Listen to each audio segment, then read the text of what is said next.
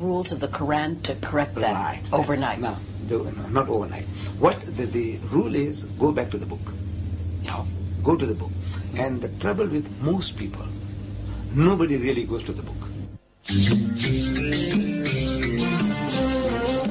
The thing I would like to ask you is, in this wonderful, and we're having fun here too, Yes, part of it, yes, you know? yes. But in this wonderful Islamic center, you are gentlemen, as I see everybody here that I look at Yes. is a male so far. Yes. Now, suppose you went home tonight, every one of these distinguished gentlemen, Yes. and all of your daughters chose this day to tell you that they had decided to marry the Jewish boy down the street Right. or the Christian Right. boy that was walking around. Suppose that, any of these things, I don't have to elaborate further. Young people, often they start all these things, and then how do you speak to them when you say, look, the Jew is my brother, the Christian is my brother, but we don't get married. And then you come back to white doesn't want to marry black, and then everybody passes laws. So, first of all, Afghanistan, and they're all fighting each other. And secondly, intermarriage, or what they decided. What if your son came home and said, I have been a good Muslim for 30 years, but suddenly I have decided to become a Christian. I mean, so what do you say? Yes. Okay. Your second question about marriage. Islam tells us, you see, in detail now, whom we can and whom we can't. We follow this biblical injection to the letter, where the Bible says that an idolater or an idolatress thou shalt not marry. Now we uphold that. An idolater and an idolatress thou shalt not marry. So my son falls in love with a Hindu girl. My religion says, no, you can't marry her. No man, how beautiful she is. No man, how much she allures. One is that you can't marry. Now, racially, with the Hindus, most of the Hindus, we are one language group. We have the same racial stock. We carry the same surnames. We enjoy the same dishes. But because of our religious concept, idea of God, my religion says, no, you can't marry an idolater or an idolatress. I can, my religion allows me to marry a Christian woman or a Jewess. It does allow you to marry? It does allow, yes. It does I allow. didn't know that. The reason. There's a reasoning behind it. He said, look, we are so close. If I marry a Jewess, for example, I would be the last man to say anything abusive about any of the Jewish heroes. Moses, David, Solomon, Jesus. We have the highest respect for them. So this wife of mine is Jewess. She'll be still at home with me. In other words, I respect Moses, I respect David, Solomon, all the prophets. What I'm going to tell her with her and reason with her is, so come dear, now come a step forward. You have been at a certain level of religious education. Come 2 steps forward. One is to accept Jesus and then accept Muhammad as well. So I'm asking her to come to a higher level of understanding religion. To the Christian woman, in this country when I said that at first, that look, we are allowed to marry Christian women. So the white men in the audiences, when I delivered talks, they were thinking, say, yeah, I know why. So I said, why? He said, just because we are whites. You think now marrying a white woman is a superior thing to do. I said, no. Even if the Christian woman is an African woman, she is a Hottentot, she is a Bushman, she is Christian, I can marry her. Because again, we are so close. We accept Jesus as one of the mightiest messengers of God. We accept him as the Messiah.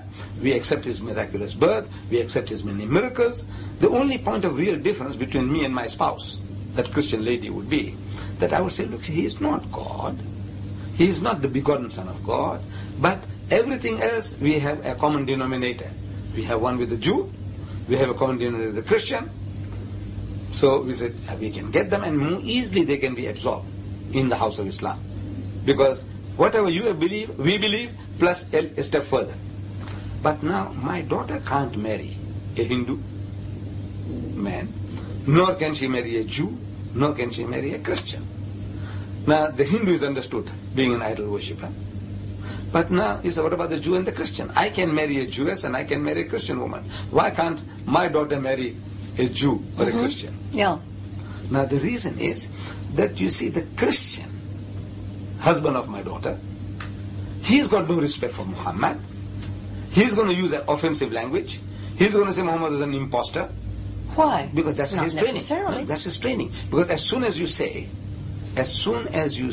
that you accept Muhammad as a prophet, you are a Muslim. You see, when you say, I say, look, Muhammad, you will say, look, Muhammad was a great man. Everybody says so. He was a mighty man. You know, he created a nation and an empire and a religion. He is supposed to have left behind a book, like the Quran. So I said, look, I take off my hat to the man. He's the great. And so many people say he was one of the greatest men that ever lived. Michael H. Hart, in his top 100, he puts Muhammad number 1. Yes. Jules Masserman, you know, in his book on the Turks, the history of the Turks. Top 100 men. Right, in the top 100. Then Jules Masserman, in the history, who are history's great leaders.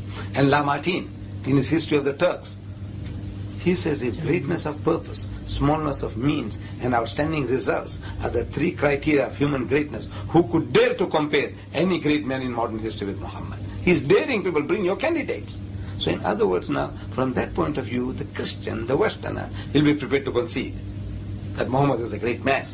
But he was an imposter. In other words, he was a false prophet. So that's the biggest barrier now. Because if you accept that he was also a prophet means that God chose him.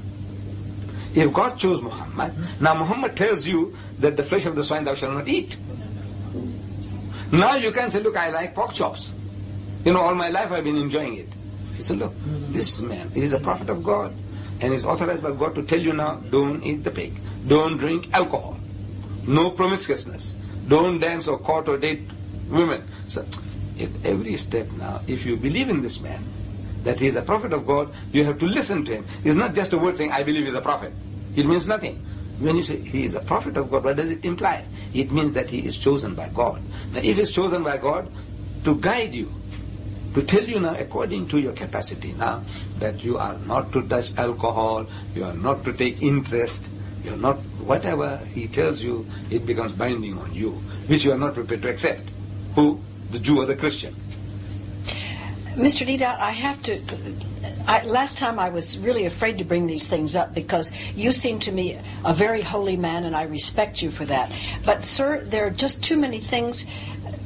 I mean, everybody is so human, and you must know that there are people of great Islamic tradition, particularly we see them in Geneva, it just happens to be a place where many come, who do not observe one single one hardly of the things you said, and they're pretty famous Islamic people, and then they go back home and they put on the raiment or they respect the things only at a certain period in time. Now, I'm not saying that you have a monopoly on the hypocrites, because Christianity is absolutely full of them, and I suppose every other religion is too.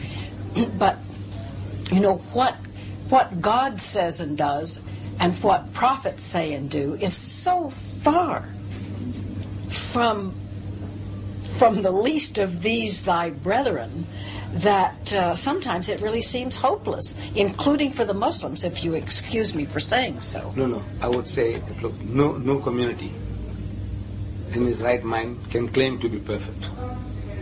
We all have our black sheep.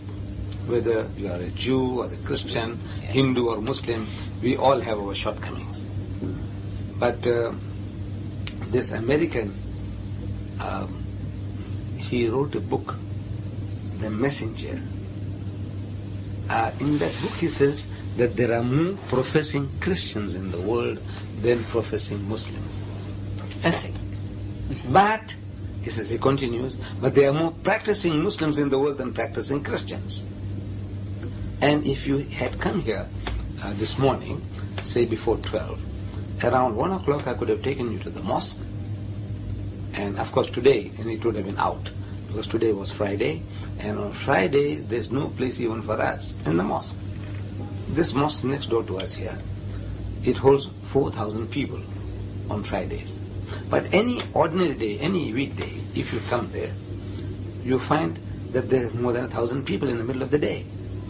More than 1,000 people in the middle of the day, in the middle of the week, which you will not find in the Catholic cathedral on Sunday.